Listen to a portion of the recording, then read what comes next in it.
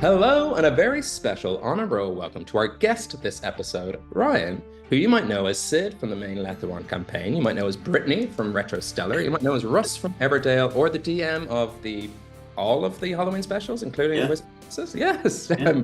all collectively from Hearthfire Tales. All the Thanks scary stuff that comes from. yeah, you locked them in a cabin. I did, yeah. First time in a cabin, then we were in a church the second time around. I don't know what I'm gonna do for three. Maybe just kill him, you Crypts. Yeah, know? yeah. Cabin, church, crypts, woods. First Yeah. scary places, supermarkets. Ryan, thank you so much for coming on today's episode. Today, we are going to talk specifically to you about the music you make and produce for your tabletop show, Hearthfire Tales, and potentially beyond that as well. Now, you write the music for Hearthfire. I'm going to assume it's not the first time you've picked up an instrument. No, it's not. You can kind of see behind me. I've started to kind of collect them Hmm. over the years. My wife has insisted that I send you some pictures from back in the day that I can show you. But no, I started, yeah, at some point pop them up. But I actually started playing music very, very young. My mother insisted that I learn to play piano. And I reached that point where I just like didn't want to practice, and I hated it, and I wanted to learn guitar because I was like, Mom, girls think it's cool when guys can play guitar, and she was like, No, girls are gonna think it's cool if you can play piano, and I was like, No, Mom, you're an idiot, you know, because I was so young and everything. Got to college and found out, wow, I really wish I had practiced piano more because girls think it's cool if you can play Yeah, piano. the foundation for all music. It's if you know that, then Yeah. you know. But Exactly. But yeah, from the time I was young, I started playing a lot of different things for kind of that reason. I was in multiple choirs. I played trumpet. I played in, rock bands and things like that. And in my first year of college, since piano wasn't working out, my metal band actually got signed, and I went on tour for 4 years. And then that didn't work out, so then I just escaped to Ireland, and now I'm here doing D&D right. and playing music for that. Well, I can tell you we are super glad to have you. And next party we're at together, instead of you cracking out a guitar, you can crack out a piano, play furlies, and everyone's gonna go, Yeah. "Fuck Or yeah." maybe a trumpet or something like that. Yeah. So it's your foundation of music is enviable to say one thing, but I can imagine specifically when it comes to TTRPGs, it's different to score a podcast than it is to like write a 3 minute or a 7 minute or even like a 12 minute concept album. Like, so how does your process differ for the show versus when you're just like, I believe in the industry they call it noodling and jamming. Yeah. Yeah, absolutely. Yeah, it's very different. Like when you're writing a song, you know that that's the main thing that people are listening to.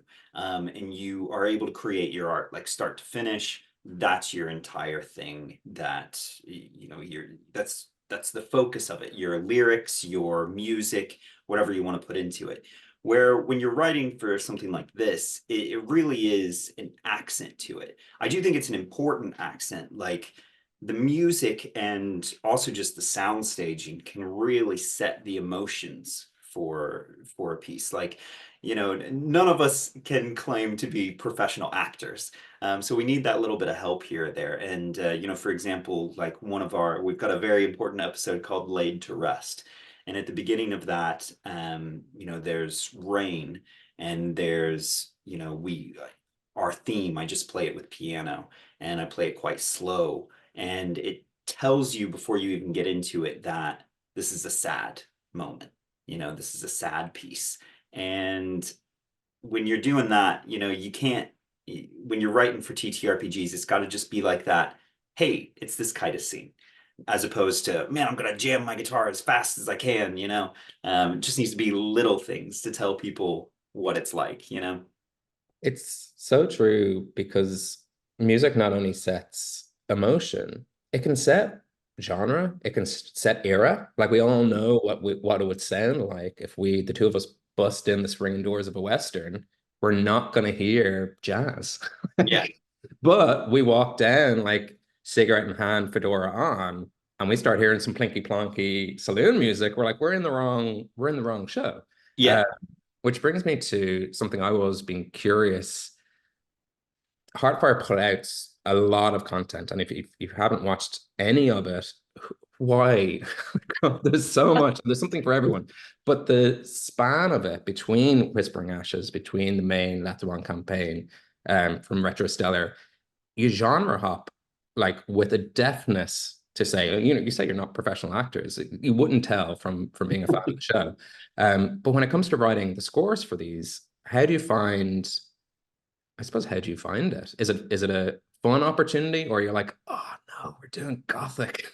It's It can be quite tough. And I think if it wasn't for my mom forcing me to learn a lot of different instruments and play with a lot of different people, I think it would be a lot harder for me. Like, for example, when I first started learning banjo, it was from this old farmer down the road, and he invited me to just come sit on his porch with him and learn to play banjo with him. And things like that helped me kind of form that foundation of being able to genre swap a bit, but it is tough. I don't, I'm not as big of a fantasy head as you would imagine with what I, do, and with what all the other guys do. So, like, writing those big fantasy pieces that you hear a lot, that's actually a lot tougher for me, to go into that. The easiest by far would be the scary stuff. I watch a lot of scary movies. I do a lot of scary stuff, and also it's a lot of drones. So I just hit one note for a long time. Things that are tough are like, man, I got into my head, and in the first episode, you hear me be like, man, I'm so excited to score all of Retro Stellar. The 80s layer a lot. mm, So that turned into me needing to sit down and like really write for a long time, and put a lot into it, a lot more effort than I normally do for the other stuff, because I can put a little bit of piano, I can put a little bit of guitar, and it's fine. You can't go, this is 80s synthwave with just one keyboard. yeah. So It's every instrument has its own melody in an 80s track, and then suddenly you're writing four complementary melodies yeah. that all work together. I'm a big 80s fan, and I was glad to see that there's a Swedish band called the Night Flight Orchestra. I don't know if you know of them, but they do like, Don't. I'll send it to you afterwards. They're so good. And it's all like airplane and flight themed music, which kind Nice. of like too. And they all dress as like captains and stewards and stuff. I haven't never seen them live, but they just seem like a hell of a good time. That's Um, so good. but it is that mix of like power 80s synth, and it's like I know it's the type of music that drives people wild if they don't like it. Yeah. You gotta listen to this. It's like, no, I feel like Christian Bale in American Psycho being like, look this is look at this. This is really nice. Um, was there, I suppose this you might have answered this, or we kind of wrapped around it. Would you say that Retro Stellar was the hardest arc? Was that the most challenging, or was there anything that comes in mind, or even a moment that you found? I think probably one of the hardest things is that, and we're getting better at it, we're learning, is weighing my ambitions and all of our ambitions versus what is actually realistic. We put out an hour-long episode, which means each one is recorded for about 2 hours, and then we cut it down. And we put something out every 2 weeks, for just Leth One. And within Leth One, we're getting a bit better, because I told Dylan it wasn't sustainable for me to not know ahead of time what genres I needed to be prepping. Yeah. But originally I really wanted to score everything, start to finish, and do it fresh and not reuse anything at all, which was silly of me. And you have that, like, we have an episode called Bellicor, and then the following episode from that, and then also the episode Stone's Reach, that I fully scored them. And it took me about 20 hours per episode on that, which is a lot. Yeah. And like I'm sure there is a noticeable difference in terms of satisfaction, in terms of being like, what an accomplishment. But then Yeah. the recovery time must be equally tough. It's something we were chatting about actually, before the interview started, which is the the passion, the time, the energy, sometimes literal blood, sweat, and tears that goes into making ETTRPGs. And it's something you can really tell, but it is tough to find that balance between, because a lot of us do this in our spare time. We have full-time jobs. We're not being paid, or if we are, it's barely even breaking even, or not even covering costs. It's just recouping some losses. Um, and would you find, I suppose, having done it for music and then knowing that you're playing, and then on top of the live shows, of course, which we'll talk about a little bit later on, have you any tips or guidance for anyone who might be currently trying to balance it, whether they're doing this a long time? Because sometimes I think you can lose yourself in how long you're doing it, or stepping in for the first time, some guardrails to protect yourself from burnout. 100%. Yeah, I think the main thing is that all of us that are in the D&D sphere, I think it comes from the gaps that we oftentimes have from between when we get to play with our friends. It's always that struggle of finding time to play. And as a result, we all become very creative people, and we love making up new characters and new settings and things like that. And in the same way, I get kind of ambitious and want to, and as any type of content creator, you want to make and make and make and make. And the thing is that when it comes to this ETTRPG stuff, is give people time to fall in love with what you have. And I've really found that, and you'll notice as you get into our later episodes, I revisit the same themes.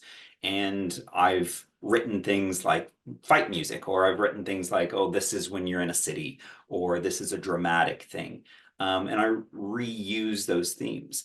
And it gives people a way to be like, as soon as the music starts, they're like, oh man, I recognize this from, whatever situation before.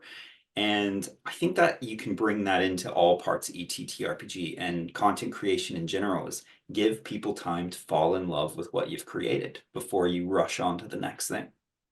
I think that's such great and invaluable advice, because the initial step in will have such a huge demand for content, but then there is no reason not to, kind of, as they would say in the biz, sweat them assets.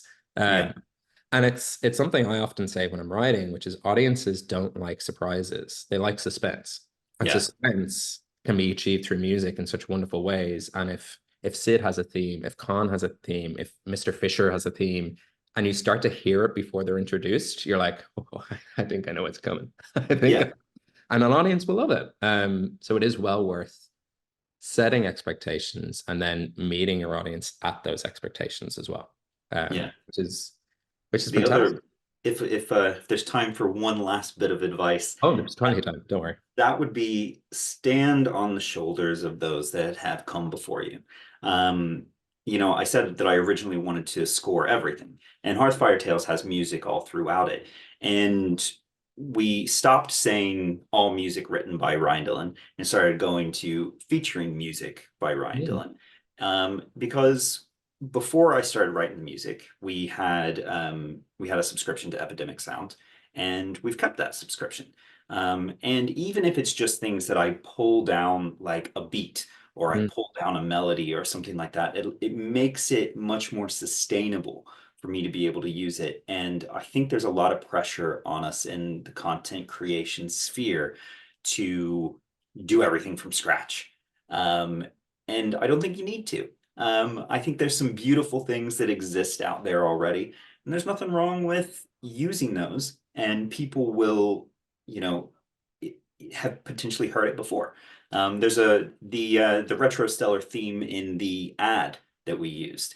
I didn't write that, and a lot of people liked it and loved it, and now we are frequently getting comments from people being like, "Oh man, I heard that same thing because it was used in what is it called? Very Important People, one of their Oh, episodes, and yes. somebody used the same ad tune, and people are like, Mm. "Oh man, that made me think of Retro Stiller," and I think it's perfectly fine to use things like that. Don't steal, but But but you couldn't be yeah, more like right about these things. If you like, a couple of my favorite shows, Bucket of Milk do Root Tales of Magic. I know they're Stars of Space. They're a group in New York. And I was listening to one of their episodes and I recognized the music and I was like, where do I know it from? And it's from It's Always Sunny. So It's Yeah, Always Sunny or you aren't even buying their own, like, aren't like getting exclusive rights to stuff. It's just a yeah, very common, like, duh, duh, duh. Actually, that's Curb. But it was like just middle between scenes musics. I think they talk about it on their podcast as well. It's like we just found a track, we liked it. We don't have exclusive rights to it, but that's okay. yeah, Um, yeah, yeah. that's wonderful. I hesitate to ask because of we've just come off talking about how much of a time consuming this can be, but is there shows out there, if there are any other ETTRPG shows out there, do you take commissions? Is your work available for other people to use on shows? Speaking of kind of take from places and standing on the shoulders, in this case, you being the giants. Yeah, I've actually just branched into that. Just branched into it. Hmm. I've just had my first client, and I don't think I can quite say who it is yet. Sure. But one of the kind of more well-known TTRPG groups are using music from me for a horror show Very coming up. cool. So yeah, absolutely, taking work like that, but slowly, because it does take some time. But yeah, would love to do things like that. There's nothing quite like having your own theme song and knowing that nobody else has it. When we started Hearthfire Tales, a lot of people recognize our theme song that actually isn't the one that I wrote, because there's a lot of episodes that don't have it, and I finally just was like, I'm sick of this. I want our theme song to be something I wrote.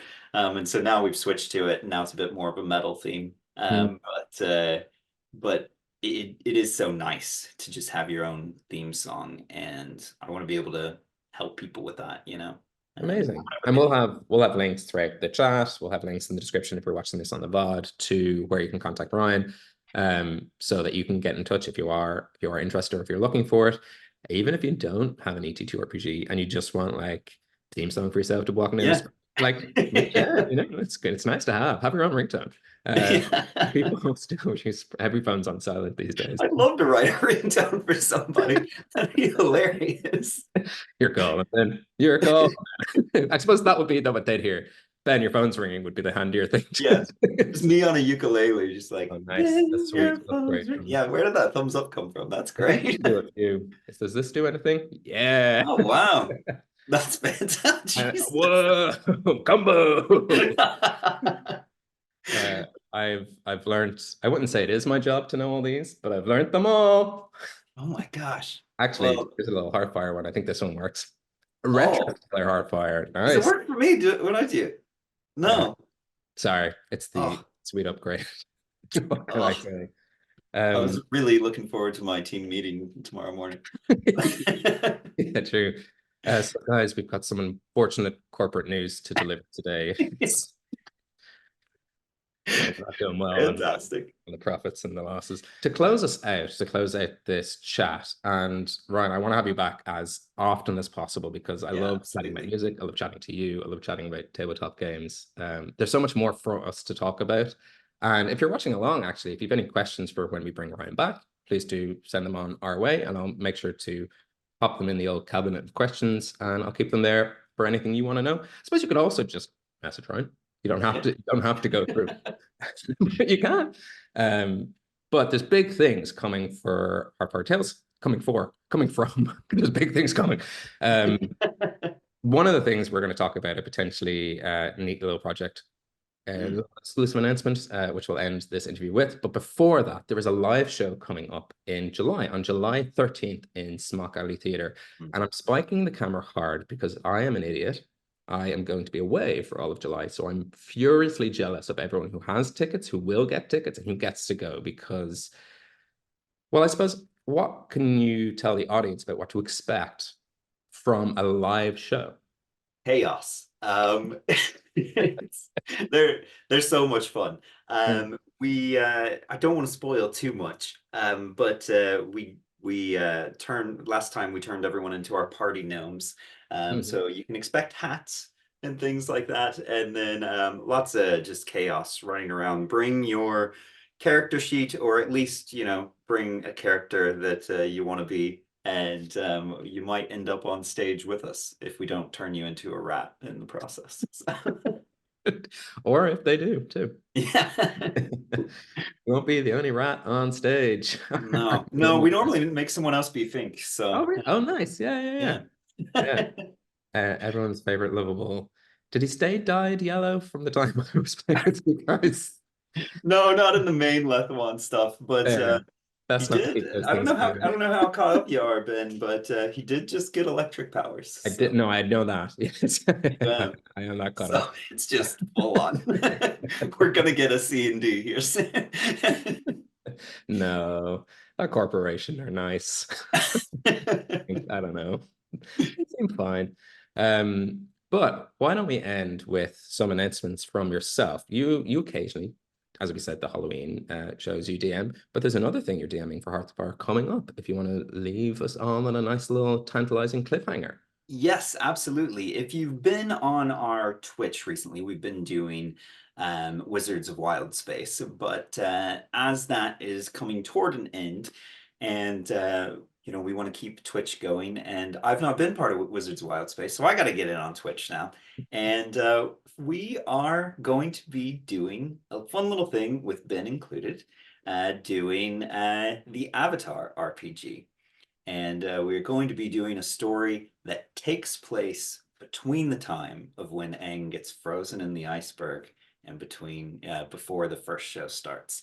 So very excited for that, and definitely come and check it out. It's going to be crazy. So And we've gotten word from the studios. It is canon. Anything that happens definitely yeah, happens in the exactly. world. It's super Yeah, canon, actually. It supersedes anything that contradicts the show. exactly. They'll change episodes if anything Yes, yeah. happens. They're Yeah, working on scenes right now to slide in. So if you're watching Avatar in the future and you're like, I remember it being like this, it's because you're missing yeah, exactly. canon Yeah. from the show. I'm really looking forward to it. I have a couple of characters in mind. I just need to decide. That's the Perfect. it's the Yeah. choice of which uh which road do I take. But yes, that will be a very exciting show that I'm looking forward. And thank you so much for asking me to be a part of it. Yeah, Um, 100%. Well, I until guess I should clarify. I'm sure people know it by now, but it's the Avatar, Last Airbender RPG. We're not going to be blue people. But what? Tearing up my there go chest. both my characters. I thought we were playing weird, limbless metaverse people. I just thought we were playing my Second Life character. Is that where the word avatar first came from? I don't think so. Okay. Well, thank you so much for joining us on this episode, Ryan. I can't wait to have you back, and I can't wait for that stream to start. Until then, though, back to Ben and Declan in the studio.